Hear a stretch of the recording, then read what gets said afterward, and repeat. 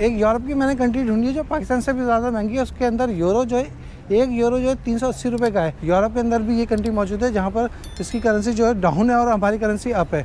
तो भाई ये कौन सी कंट्री है, आप किस तरीके से आ सकते हो, तो ये जस्ट जो है एक मोटिवेशन इंट्रो।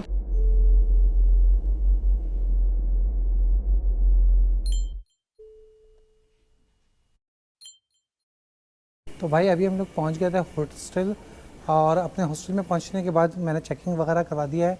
सामने जो है किचन नज़र आ रहा था, क्योंकि यहाँ पर सबसे बड़ा एक इशू जो होता है वो ये होता है कि चेकिंग का टाइम जो है वो 3 बजे का होता है, और जो है चेकआउट वह अर्ली होता है, किसी का 10 होता है, किसी का 11। तो इस तरीके से होता है। इनके होटल का भी जो रूल है भाई वो ये है कि 10 बजे और 11 को जो है आपको चेकआउट करना है, और 3 बजे जो है चेक इन है। और हम 2 घंटे पहले आ गए थे। सामान वगैरह का मैंने पूछा रखने का, उन्होंने बताया 3rd फ्लोर के ऊपर है। तो मैं जा रहा था तो मुझे सामने जो किचन नज़र आया, सुबह का निकला हुआ था, नाश्ता भी मैंने नहीं किया था। तो मैंने सोचा सबसे बेस्ट ये है कि टाइम है, तो तुर्की से जो है मैं कुछ अपने साथ रेडीमेड चीज़ें लेके आया था, जिसमें कबाब भी थे और जो है वो सॉसेस भी थे। तो और साथ ही साथ जो है वो वहाँ की खुब्स होती है, खुब्स भी ईज़िली मिल जाती है, क्योंकि इन कंट्रीज़ के अंदर, यूरोप के अंदर रोटी वगैरह का ज़्यादा इशू है, ब्रेड वगैरह ये लोग खाते हैं। तो तुर्की के अंदर तो अवेलेबल है। तो मैंने तुर्की से जो है वो तुर्की से जो है मैंने कबाब, खुब्स और जो है सॉसेस वगैरह ले लिए थे। और फिर यहाँ पर जो है सबसे अच्छी बात है, किचन काफ़ी बड़ा मौजूद है। उसके अंदर आपके पास चूल्हे वगैरह का भी इंतज़ाम मौजूद है। आप जो है ईज़िली यहाँ पर खाना वगैरह कुक कर सकते हो, और जो है चाय वगैरह 24 आवर्स यहाँ पर अवेलेबल है। साथ ही साथ जो है इस तरीके से फ्रिज भी लगे हुए हैं कि आप अपना सामान वगैरह जो है यहाँ पर स्टोर कर दो। मगर लास्ट टाइम उससे जो तुर्की में गलती हुई थी वो गलती दोबारा नहीं दोहराऊंगा। यहाँ पर मौजूद है, और टैग वगैरह आप उसके ऊपर अपना नाम वगैरह लिख के चेकआउट डेट ज़रूर लिख दो, वरना सामान वो लोग ज़ाया कर देते हैं एवरी फ्राइडे। तो इससे पहले कि वो फेंकें उसके ऊपर आप प्रॉपर अपना स्टिकर लगा दो। तुर्की के अंदर कोफ्ता कहते हैं, और वो वैसे होता है कबाब लेके आया था, तो वो मैंने गर्म कर लिया है। रोटी है, कबाब है, इन दोनों को गर्म कर रहे हैं। ये मायनेस कुछ अपने साथ लेके आया था, तो रोटी, मायनेस, खुब्स और जो है कबाब को एंजॉय कर रहे हैं। बहुत ज़्यादा भूख लग रही थी, ज़बरदस्त लग रहा है खाना। चीज़ें वगैरह जो है मैंने रेडी कर ली हैं। खाना अभी हम लोग अपना खाना खाते हैं, फिर उसके बाद जो है मिलते हैं। थोड़ी जान में जान भी आएगी, क्योंकि सुबह 5 बजे से उठे हुए हैं और जो है कंटिन्यूसली जो है वो ट्रैवलिंग कर रहे हैं। खाना वगैरह खा लिया है, बर्तन वगैरह धो के भी रख दिए। अच्छा, इनकी पॉलिसी बताएं क्या ये कह रहे हैं, 3rd फ्लोर के ऊपर जो है सामान रखते हैं। तो अभी मैं जाकर रख के आता हूँ, देखता हूँ क्या हिसाब किताब है सामान का। भाई ये मुझे कुछ अच्छा नहीं लगा कि सामान जो है आप अपने रिस्क के ऊपर छोड़ दो। और अभी हम लोगों ने अपने होटल के अंदर चेक इन किया, फिर वहाँ पर थोड़ा सा रेस्ट करा। रेस्ट करने के बाद बाहर वापस आ गए हैं, क्योंकि शाम हो गई है यहाँ पर। अब जो है सनसेट थोड़ी जल्दी हो जाता है, तो हमने सोचा थोड़ा बहुत जो है इस एरिया को एक्सप्लोर कर लें, जिस जगह पर अभी हम लोग मौजूद हैं। भाई यहाँ पर दिखा रहा है, अगर सिम लेनी है ना, सिम 2 तरह है। सिम जो है 2 कंपनी के अवेलेबल है इनके पास, एक है वोडाफोन और दूसरा है T-Mobile, और दोनों के रेट ऑलमोस्ट सेम ही है, तकरीबन 20 यूरो की पड़ रही है, जिसमें एक में है 3.5 GB, एक में 1 GB। इन्हीं के पास जो है ना 280 यूरो दिखा रहा है रेट, और जबकि एयरपोर्ट के ऊपर मौजूद थे 1 यूरो की जो 320 हंगरी की करेंसी थी, यहाँ पर 380 है। तो भाई काफ़ी डिफरेंस है। अपने होटल के नियर बाय के हम लोग थोड़े से साथ में जो है पार्क नज़र आ रहा है, तो अभी हम लोग जा रहे हैं साइड के ऊपर। और साथ ही साथ जो है स्केटिंग के लिए काफ़ी ज़बरदस्त इन्होंने जगह बनाई है, पूरा एक ट्रैक बनाया हुआ है स्केटिंग के। यहाँ पर जो है बच्चे वगैरह स्केटिंग कर रहे होते हैं। ये भाई लोग इंग्लैंड जाते हैं ये देखने के लिए। ये देख लो यहाँ पर भी मौजूद है बुदापेस्ट में। भाई ये टिकट लगा हुआ है 5300 का है, 4300, 3000। अच्छा, इनकी करेंसी चेंज है ना, तो थोड़ा सा कन्फ्यूजन हो जाती है।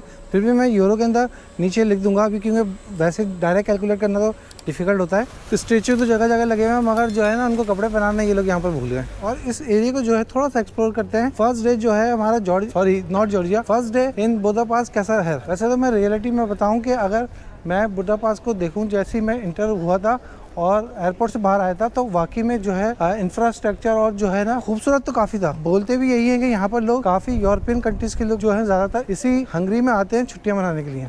काफ़ी लोगों को तो पता ही होगा, रॉबिन क्यूज तो देखे होगा, गेम जो होता है जिसको लोग पजल्स होता है उसको सॉल्व करते हैं। कहा जाता है रॉबिन क्यूज और जो बॉल पेन है वो इसी कंट्री ही की इजाद है, यानी हंगरी की इजाद है, यहीं से जो है स्टार्ट हुआ था। सेकेंडली, हंगरी की लैंग्वेज को जो है ना one of the most difficult language में शुमार किया जाता है। सबसे अच्छी बात मैं बताऊं भाई, आप कहते हो कि पाकिस्तान में महंगाई है, आप पाकिस्तान में हो, इंडिया में हो, अपनी कंट्रीज़ के अंदर आप कहते हो कि यूरो इतना महंगा हो गया, डॉलर इतना महंगा हो गया, चीज़ें इतनी महंगी हो गई। यूरोप जो है, हालांकि ये यूरोप की कंट्रीज़ के अंदर मौजूद है और यहाँ पर जो यूरो पाकिस्तान से भी ज़्यादा महंगा है। और इवन कि यहाँ की करेंसी की अगर मैं बात करूँ, 1 यूरो की जो 380 जो हंगरी रुपीस मिल रहे हैं।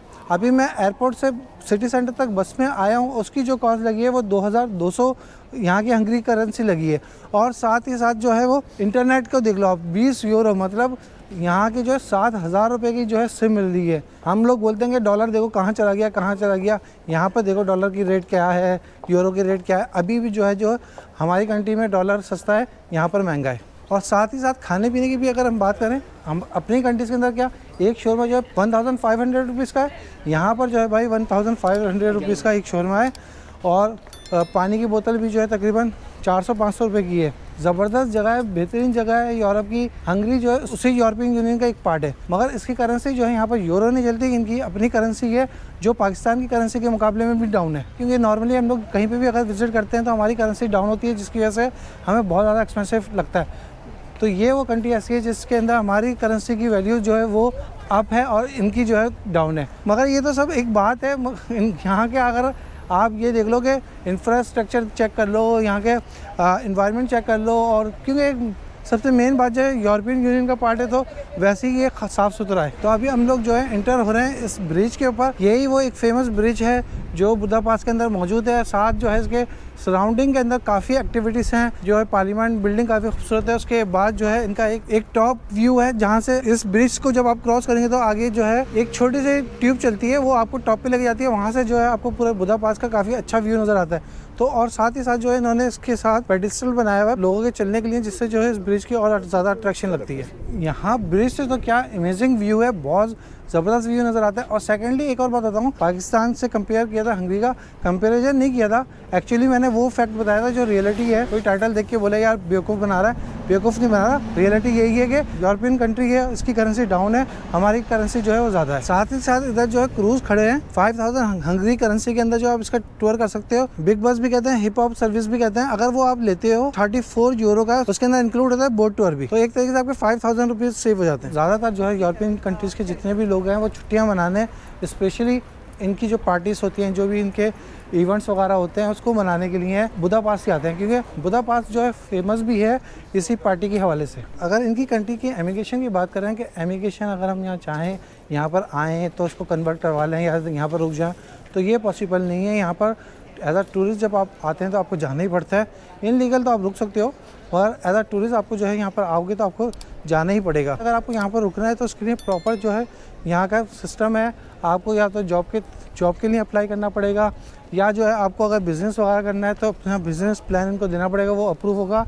फिर आप जो है यहाँ कंट्री से एग्जिट करेंगे। जिस तरीके से हमारी GCC कंट्रीज़ के अंदर है कि आप जो है अगर वीज़ा चेंज करते हो तो यहाँ से कंट्री से आपको एग्जिट करना पड़ता है, तो इसी तरीके से इस कंट्री से आपको एग्जिट करना पड़ेगा, फिर वापस आपको री एंटर होना पड़ेगा। तो जिस तरीके से पुर्तगाल का माहौल है आजकल कि भाई अगर वहाँ एज अ टूरिस्ट आप जाते हो और सेट हो जाते हो, यहाँ पर इस तरीके से पॉसिबिलिटीज़ नहीं है। क्योंकि काफ़ी लोगों के कमेंट्स और जो है लोग यही पूछेंगे यार हम अगर पहुँच जाएँ, यहाँ पर आ जाएँ, तो उसके बाद यहाँ पर क्या तरीक़ेकार है जो रुक जाएँ।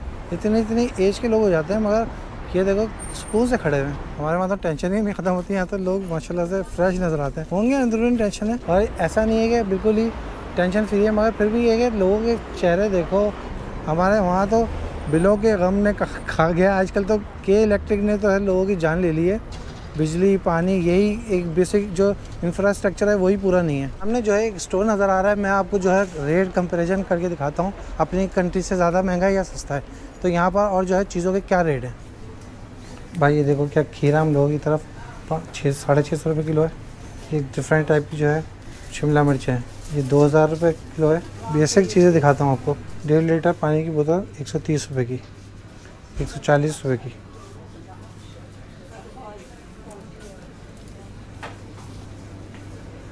नेस्ले 200 ग्राम 3200 रुपये का। अचार चेक करो भाई 600 रुपये का। जैम चेक करो 2500 रुपये का। किट कैट 350 रुपये की।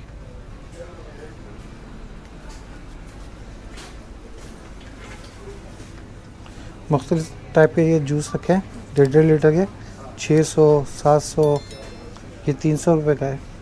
फूल गोभी 750 रुपये किलो। हरी प्याज 300 रुपये किलो। अदरक 3,300 रुपये किलो। प्याज 550 रुपये किलो। पाकिस्तान से महंगा हुआ नहीं हुआ? अस्सलाम वालेकुम। दिस इज तुर्किश कुर्दिश हलाल मीट? अल्हम्दुलिल्लाह। Okay, thank you. तो भाई ये जो है, और यहाँ पर जो है ये हलाल मीट के साथ है। ये देख लो भाई, 1,800, 3,000। फलाफिल जो है 3,000 रुपये। यहाँ पर आपको जगह जगह ला माजून भी है तुर्किश का, और कोफ्ता भी है। इनका जो फेमस होती हैं चीज़ें वो सारी यहाँ पर मिल जाएंगी। तुर्किश खाने तो मिल जाएंगे, और ये जो है हलाल खाने भी हैं। तो ऐसा नहीं है यहाँ पर हलाल खाने का कोई इशू है। ईज़िली आपको जो है खाने वगैरह यहाँ पर हलाल जो है बहुत आसानी से मिल जाएंगे। तो अगर आप पुर्तगाल आना चाहते हैं, देखें इन्होंने तो कुछ अमाउंट ज़्यादा दिया, इनके पास बजट होगा, तो ये ज़रूरी नहीं है। और ये भी इन्होंने गुडविल का दिया है। देखें, गुडविल अगर आप कहीं दे रहे होते हैं तो उसके अगेंस्ट जो है आप अर्न भी कर रहे होते हो। ऐसा नहीं है कि जस्ट जो है आपकी गुडविल के पैसे आपके ज़ाया हो गए। अगर आप गुडविल के पैसे नहीं देते, कहीं ऐसे अंदर की जगह दुकान लेते हो, तो उसकी अर्निंग भी कम होगी।